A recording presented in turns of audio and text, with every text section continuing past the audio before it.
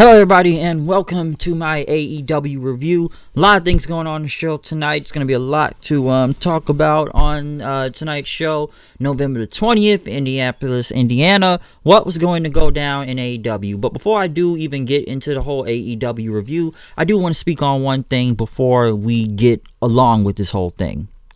I do want to speak about the whole NWA Jim Cornette controversy that's been going on today, since I've been hearing it all day and stuff. So I do want to give my quick thought before I move into the AEW review itself, okay? And this is what I have to say about it. Listen, do I watch the NWA show itself on YouTube? Yes, I have watched it since they've began this whole thing, because I was going to give it a shot, okay? I've had my, different opinions on the whole NWA thing when it comes to Billy Corgan. And I will say I have enjoyed the show from the time being all the way up to its date. I think it's a solid show on, some weeks, so I haven't had a really problem with it. Now, listen, I did see the whole, Cornette thing when it happened while I was watching the show. Because when it played, I guess wasn't really caring. I was just watching the show in general, so it just kind of like slipped through and everything. And somebody said, Cornette may have talked too quick, you may have not heard it. And yes, I did hear what he said. The whole whatever Ethiopia chicken joke that went down. Was I offended by it? No, not honestly. Myself, personally, I wasn't really offended. Personally, I didn't give a fuck, to be honest, because I was like whatever and moved on. And the thing is that I think he said this before in the past and everything. Okay, what was it? I think it was back either in the 80s. They say he said it during this show, because I did research on the NWA before I started watching Power, and I think he said it on something in 1990 something, I believe, too, on WWF. But yeah, was I personally offended by it? Not really, because I've heard worse. Honestly, I've really heard worse than that, but I just kind of looked at it, I was like kind of and I moved on. But I understand, of course, why other people are offended, and I know some people say, why aren't you offended that much? Listen, I'm black, and like I said, did it really bother my day throughout the whole thing? Nah, it really didn't. I was just moving on and watching the whole show. Honestly, I didn't even really hear about the whole uproar about it until hours later on Twitter, later in the night, and then I just saw more people speaking on it and everything. So, that's when I kind of, heard more of the uproar to why people were mad about this. Now, am I defending what Cornette said? No, I don't defend. I'm not defending what he said. He shouldn't have said it in general and everything, and I think he knew better, and he shouldn't have never said it. Okay, that was a very bad move. But I gotta give the NWA a bit of a loss also. They gotta take an L on this too, and I'm gonna tell you why. Listen, this show was taped 7, 8 weeks ago. We're in week 7, week 8 of this show, and this goes all the way back to September, if I'm not mistaken. Let me ask this question. Why didn't anybody just edit this out in post-production, and you could have avoided this whole situation to begin with? Because now I'm just kind of looking at it like, why did you let this still go on? Because I know Billy Corgan, or was it Dave Lagana, that had to come out on Twitter and apologize about the whole thing. But still, you knew this was in there, but you could have easily edited or just, muted it, which they already did, because they had to just literally put the same episode out, but just, edit that little part so no one couldn't hear it. But, you could have stopped this at the same time before any of this happened. So that's why I always kind of wonder, like, wait a minute, this is a taped show, right? This was made 7, 8 weeks ago. Nobody in post-production caught that or even saw it or really thought about, hey, let's let them come out here and still say this outdated bad joke. And it still went through. So, I got to give the NWA a bit of a blame on this. But like I said before, Cornette, he should have known this was probably going to happen, because in today's day and age, you can't just pretty much say anything you want, number one. And this was just blatantly fucking stupid to even say in general. And to what I have seen in the past 24 hours now, they said that Jim Cornette resigned from the NWA, and resign, let go, fire. I don't know. Honestly, I figured this was going to happen in one way or another. I kind of figured it's like, okay, we got to let this guy go. Cornette is a heat magnet and, too much controversy and everything. Because if there's one thing I do know about Jim Cornette, I don't think he, some people say he hasn't really changed his whole mindset in the many, many years of wrestling. And probably should, like I said before, we probably should have known that saying this was not gonna fly well with people, because I didn't expect it to pretty much get big as it is. And like I said, him resigning, now some people look at NWA as being weak for doing this because they could have fought this, or they could have just fined Jim Cornette. They couldn't really needed to fire him because of this whole thing. I don't know what's really going on with others. If he says someone else on this podcast, I'm not really sure. Because the most people, and I did notice this on Twitter though, the people that were saying this about the whole clip and everything. It's funny to me because a lot of people saying I wasn't watching the NWA because Cornette was on there before, and now they said this gave him another reason to, or whatever, or something like that. Because I asked people this.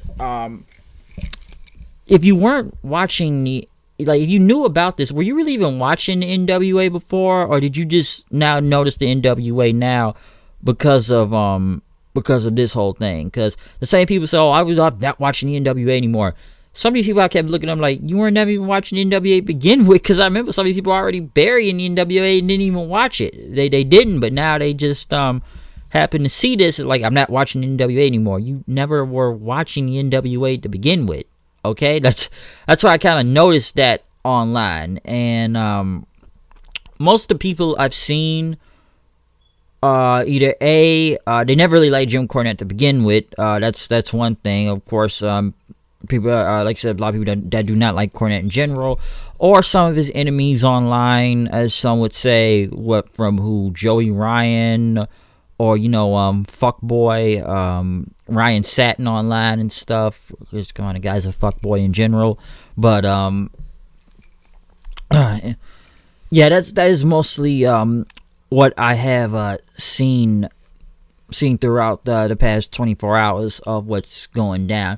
Now, listen, have I listened to Jim Cornette before? Yes. Did I ever really have a problem with him on the NWA commentary when they brought him in for it? Not really. I never really had a lot of problem like everyone else did, because yes, he knows what the NWA product is. He was there beforehand. He was their lead commentator. Am I surprised that Cornette really even said this shit? Not really. I've seen Cornette say stupid shit in the past before, but you are the lead commentator, for this show, and you probably should have ought to known what you said before even saying it, because you are on someone's company being a commentator, and you still do have to represent them at the same time. Okay, now like I said, I am gonna listen to his response on Friday though, when his podcast comes up, because I do want to hear the perspective from that also. So I am going to check that out. Listen, have I listened to Jim Cornette in the past? Yes, and I will say this about him. Do I agree with everything he says about wrestling in general today? No. Are there some things I do agree with him on what he says on wrestling? Yes. But I have always kind of, respected his perspective on, some of the current product and what he has said. Now, don't get me wrong. He's going to bury people. Some I don't agree with. A majority of other people he's buried, I kind of have no problem with who he's buried. I.e. Joey Ryan and whatnot, but, and stuff. But, that's kind of my opinion on it, because I've listened to the guy's podcast before in general, and personally I think it's funny, but this right here, yes, he is pretty much basically shot himself in the fucking foot and everything, because in today's day and age with this what is it called, the cancel culture, that's what I'm seeing. Honestly, I think that whole cancel culture thing is a bunch of bullshit, because I feel like it's like every other week someone's getting canceled or whatnot, and I kind of sat there wondering, are you ever really canceled, or are you just canceled for like a week or two until they start going back to praising you again? Because I've kind of noticed that with a few people. It's like, you said they were canceled months ago, but then you go into back to liking them. Or some would say it's the PC culture nowadays, or what, the SJWs. But Cornette has to also at the same time, too, this is not the 80s anymore, okay? Because a lot of people believe he's stuck in time warp or whatnot, and you're in today's age. This is not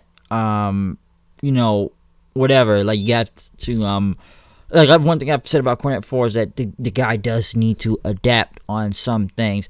Yes, you want it somewhat like the old school tropes of wrestling, and I'm not mad at that all the way, okay? Different time era, I'm not from them. I'm from a different era when I started watching wrestling, okay?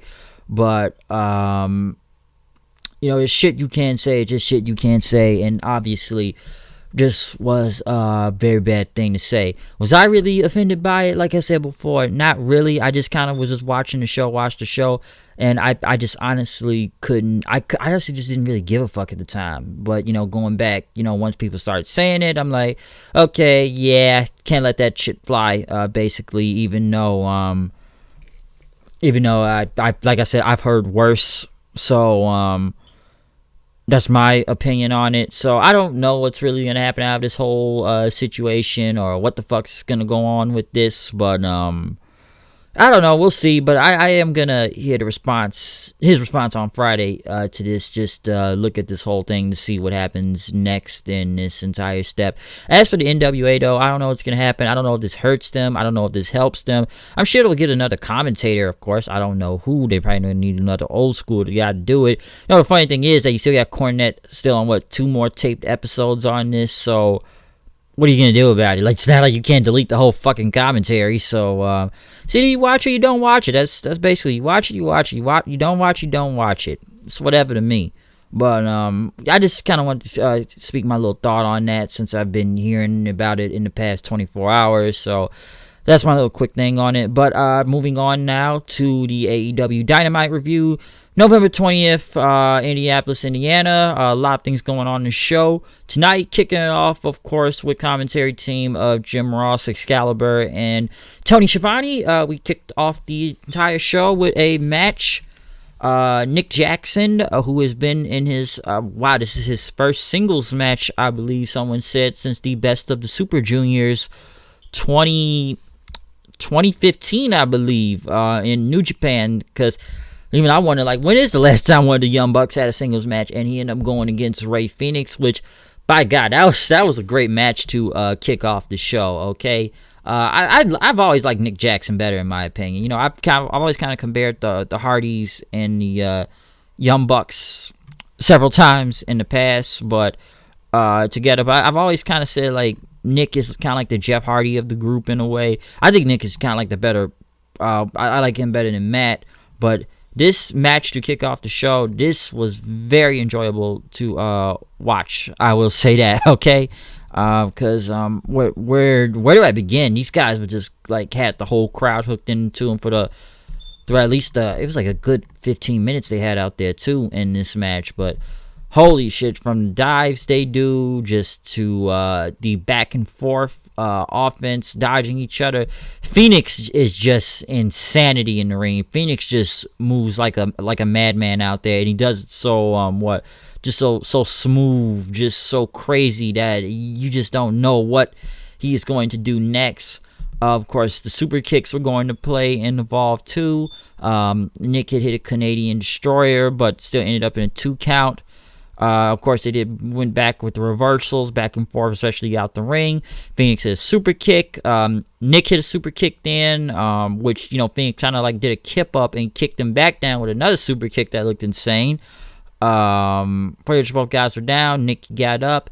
Fenix was up too. Fenix was sitting Nick to the apron. He had a Karana on him. Pretty much out to the outside then, and pretty much it was a big kick Nick did from out there. They ended back up on the apron. Nick pretty much started hitting a whole bunch of kicks on him, and the German suplex on Fenix.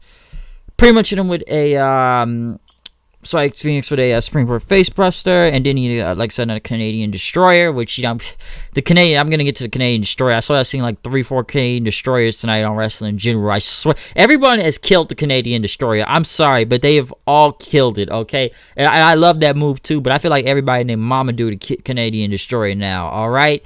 Same with the super kick too. I would say P.D. Williams should be pissed and say, like, you're killing my finish out here. That's what I would have said, but yes, he did hit that. He was going for the cover. He tried to go for the sharpshooter in. Fenix got out of it. He got to the top rope.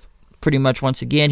Fenix does that kick where he like runs off one rope and does like a back kick on him. He pretty much got him up and did like the the Black Fire Driver he calls, or the Kaneko Buster for the top, pulling from the top rope, slams to the ground for the win.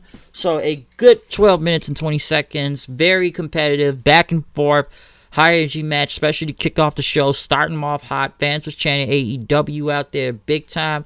So, like I said, Nick Jackson, who has not been in a singles match in the past few years now, like I said, I believe since 2015, the best of the Super Juniors, especially with Fenix, that shit was great.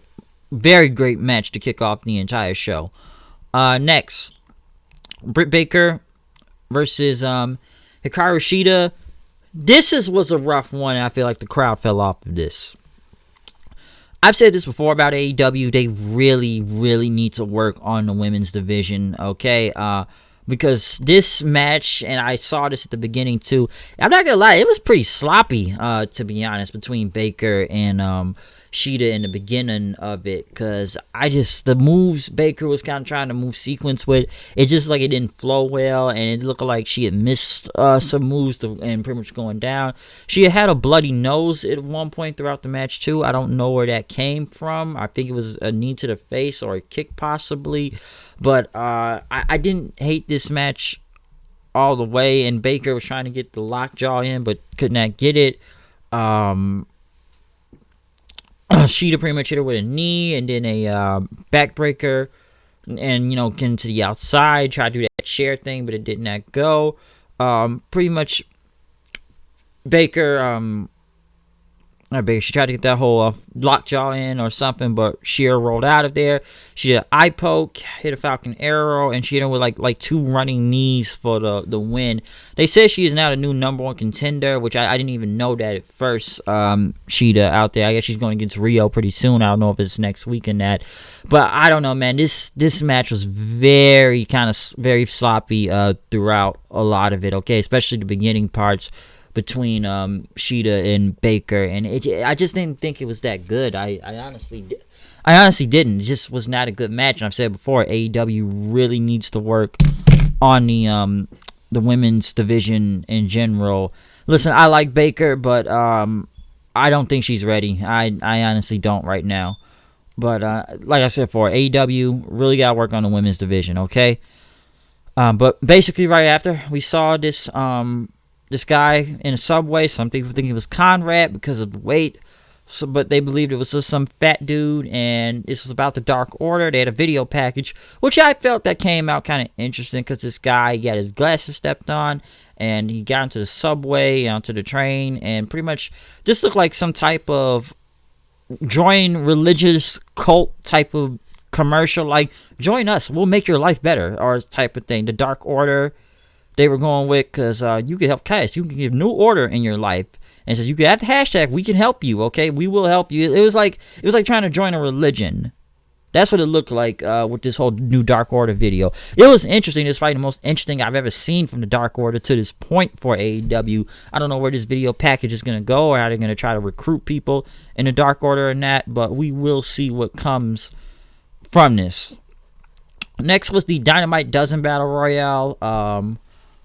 I don't really know what you kind of get from this whole battle royale in general. I think, do you get a title shot, or you get this diamond ring? I believe I don't know if I heard all the rules right, or what was discussed in this, but I think you get a title shot out of this. Mostly when they went to commercial, most of the people I saw that came out during for this whole battle royale was most of the people you see on freaking AEW Dark on YouTube. From Joey Janela to Jimmy Havoc, Sonny Kiss, the Best Friends, Pentagon Jr., Orange Cassidy. When they came back, this was probably one of the biggest pops of the night. Badass Billy Gunn being in the battle royale, and people like Jungle Boy, Marco Sun. Let me say this about Billy Gunn. Billy Gunn was probably the biggest star out of this whole damn battle royale. The only other people that I would say that were probably on his level in a way during this battle royale that at least looked like a star was either MJF, Hangman Page. I want to say Jungle Boy to an extent, and even Orange Cassidy, just because the guy's over. But I swear Billy Gunn just kind of overshadowed him. And I would have said Pentagon too, but Pentagon was the first one eliminated in the match because he had a mask dressed like Fenix and tricked Pentagon and ended up getting them eliminated because Christopher Daniels was able to want to get rid of him. So he was gone. But listen, I can see why a lot of these guys are dark, because the beginning of this match, I didn't even know what was going on. It was like so much going on. I'm trying to keep up. First, I'm seeing Kip Sabian out the ring, and then Janela, and then people doing dives to the second rope out the ring, and what was it, Brandon Cutler out there. I was trying to keep up with this whole thing, but I just didn't believe it at the time all the way, because I'm trying to remember some of the spots they did in this match. Number one, because I'm really trying to count. Yeah, I'm really trying to count to what I saw in here. Number one, first thing I saw in this match, which I didn't already like, Sunny Kiss. Can we stop this twerking bullshit? I'm sorry. I don't see how that's even funny. Okay, like, pretty much, you see him, like, go across the ropes with Billy Gunn, and the guy just starts twerking and everything, and he's looking at this, dude.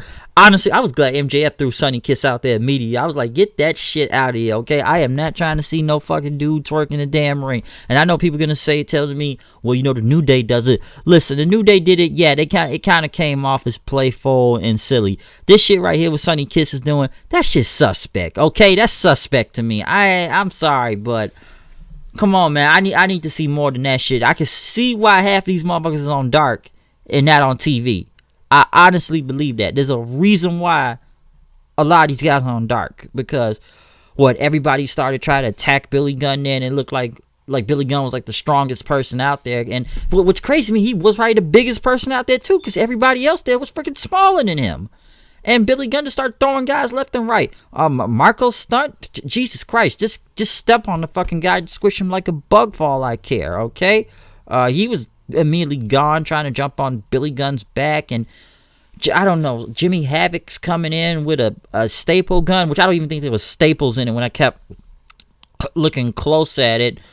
But because Jimmy Havoc got eliminated by Billy Gunn, but then he starts coming back with a staple gun, and the referees make him go away, and Joey Janela ended up getting eliminated by Sean Spears, who wasn't in his battle royale, but he ended up throwing a chair at him or something, eliminating him. Kip Sabian, guy pretty much tried to take out Billy Gunn, but Billy Gunn took him out because Penelope Ford is with him now. I still don't know what the whole story is behind that. Orange Cassidy, which probably got once again another one of the biggest pops of the night, doing those kick things against Billy Gunn, and everybody went nuts. The light kicks, but MJF ended up throwing him out of the ring. MJF kept looking at Billy Gunn in and stuff, which he tried to take him out, but Billy Gunn, he hit him with the famous sir, and everything, and which he pretty much said, "You're gonna suck my dick." Billy Gunn, I will say with Billy Gunn too. I did like the music he came out with. I'm just so used to hearing that whole ass man thing. It's every time he comes out, I keep thinking that's gonna happen or some type of DX thing when he comes out. But Billy Gunn, he did the famous sir on him. He threw him over the top rope, but MJF held on, and I kind of figured where this was gonna go, because then Billy Gunn started arguing with Wardlow, I think his name is. Yeah, Wardlow. And pretty much he distracted Billy Gunn. Hangman Page, he hit the buckshot. But yes, he ended up hitting the buckshot on Billy Gunn, which he was pretty much eliminated right after that. MJF was still out of the ring. Of course, he wasn't eliminated. I'm sure where this was going. And then you had Chuck Taylor, Sabian, Jungle Boy, and Hangman that was left. Sabian got eliminated by Chuck Taylor. Jungle Boy pretty much took out Sabian then with the head scissors. Pretty much Page and Jungle Boy had a stare down, but MJF ended up putting Jungle Boy down, and I guess MJF and Hangman will have a match next week in Chicago for whoever wins this the diamond ring or whatnot. So one of them are going to win this whole diamond ring. What I honestly don't even know how this whole thing works. Honestly, I thought the battle royal was gonna be one winner, but it was 2 winners. But since it was like it's gonna be a 1-on-1 match next week, I figured this was gonna happen because Billy is an agent, so I know he wasn't gonna win. Guy's in incredible shape, by the way, and everybody else was just kind of like either just lower level mid card guys that either A, not ready for TV, or B, are just on AEW Dark and not really going anywhere right now. Okay, so I kind of figured it would be Hangman and MJF.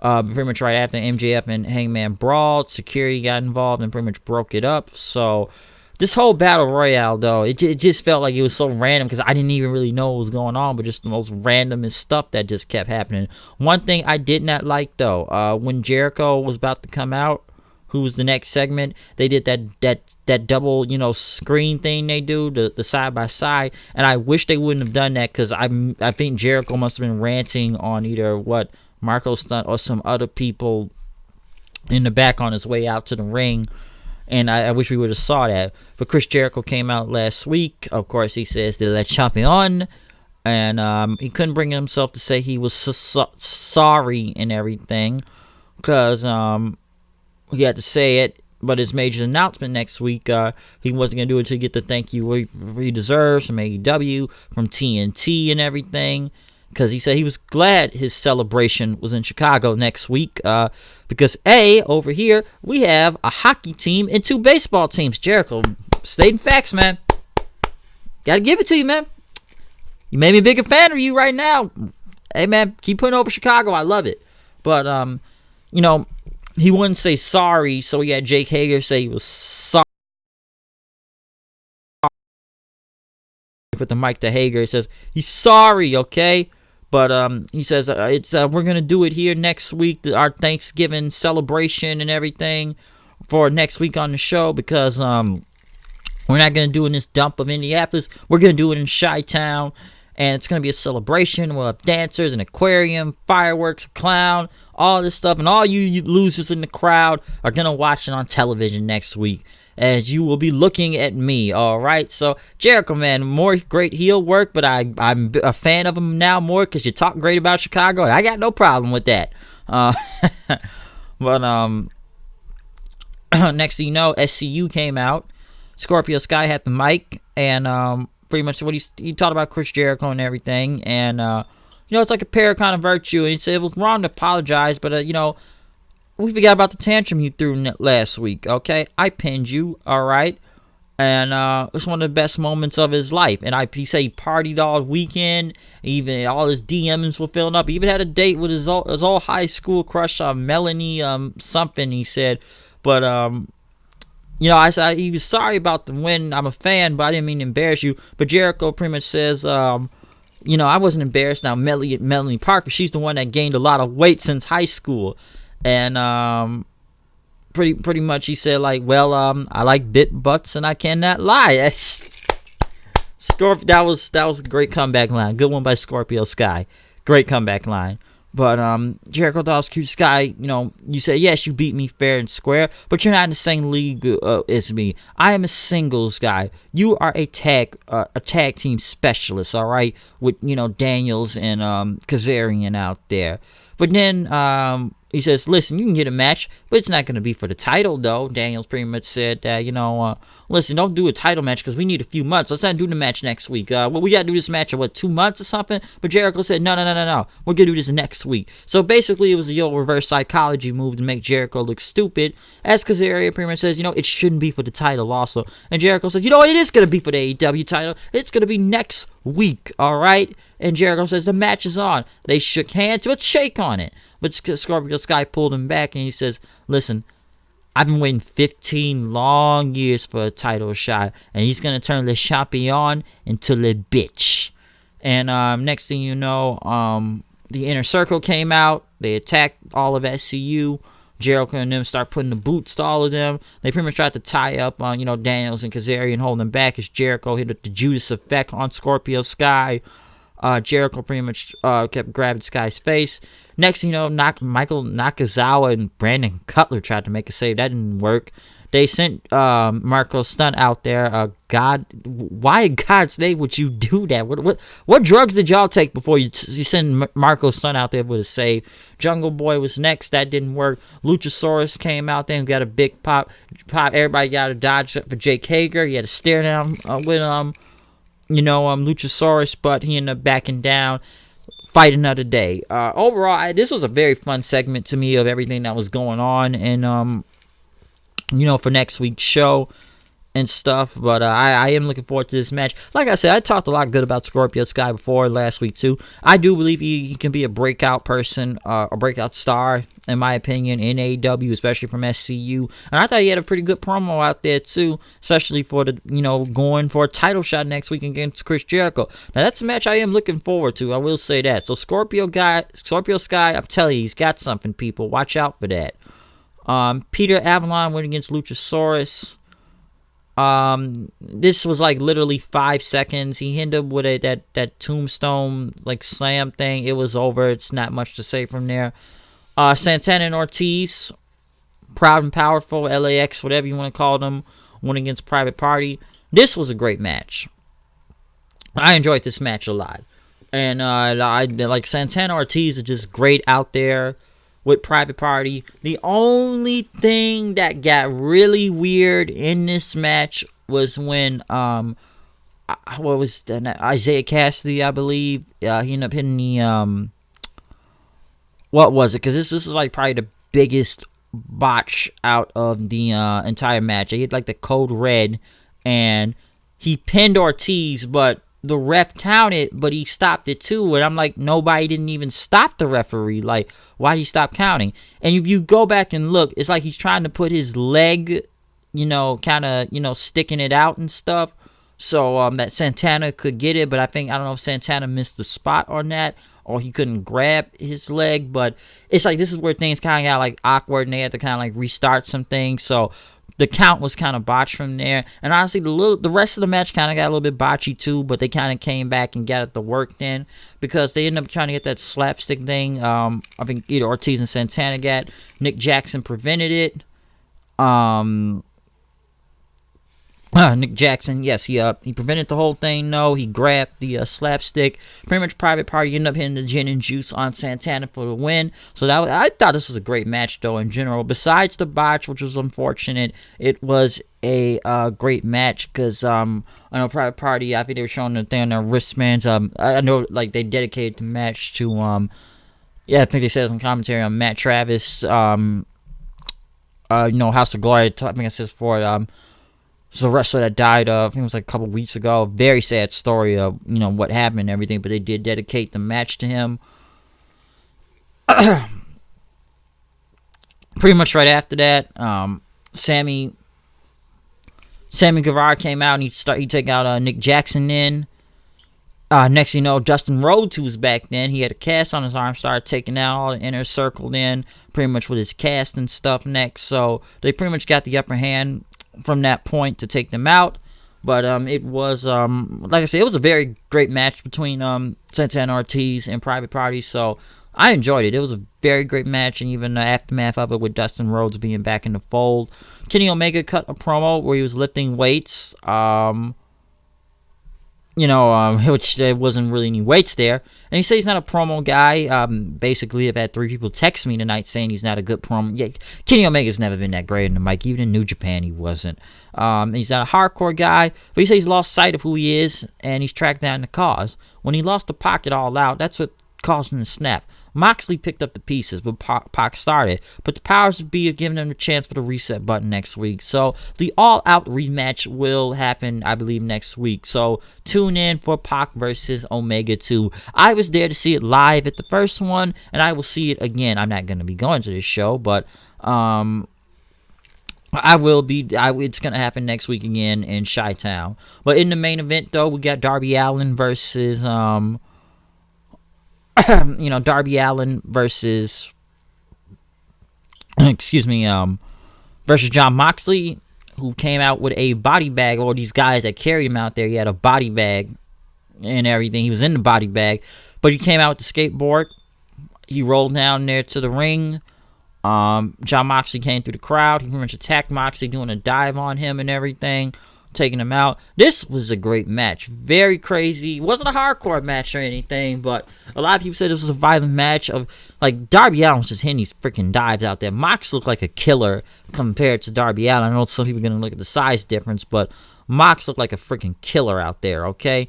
Just throwing Darby Allin around, especially when he put him in the body bag and then start beating up Allin with it and stuff while he was inside the body bag. But when he got out of there, Allin was able to hit that stunner that bites him into a stunner on him and stuff and trying to take him out. Allin pretty much kept running into the corner, hit him with another dive. He hit the code red on him, but he was gonna go for the coffin drop, which he ended up doing it successfully, but Mox got him into the rear naked choke then. Darby pretty much flipped over and got the pin, but Mox got out of there, kicked out. Pretty much they got to the corner then. Mox pretty much got him to the top rope. He ended up hitting with a elevator Death Rider from the top rope then to the ground, taking him out and getting the win pretty much right after. Mox started talking to the camera and everything, saying, that Allin broke his hand or something like that. He says, who's at the top of the food chain around here? So Allin, not Allin, but Mox getting a big win, of course, out here. I thought this was a great match, and like some people said, they were really violent. They fought in the crowd, they fought everywhere and stuff. I'm sure people's gonna be arguments of how this is comparable to what they did back at the Full Gear match with Kenny, of how too hardcore it was, and what they did here without any weapons in this match. But an overall enjoyable match between John Moxley and Darby Allin. I thought Moxley like a killer out here in general, and it was an enjoyable match. I enjoyed All Tonight of AEW. It was a very good show. I will say that. I enjoyed the Jericho SCU segment. I did like Nick Jackson versus Fenix a lot. The main event was pretty good too. Private Party and Santana Ortiz, Proud and Powerful and whatnot. Only thing I didn't really like from the show was the Battle Royale. Just looking who was in the Battle Royale outside of a few people. Billy Gunn I liked, but a lot of stuff either felt random, a little bit too silly, like the stable gun with Jimmy Havoc, or God, just no more twerking from Sonny Kiss. Like I said, I was kind of glad when MJF threw him out of the ring.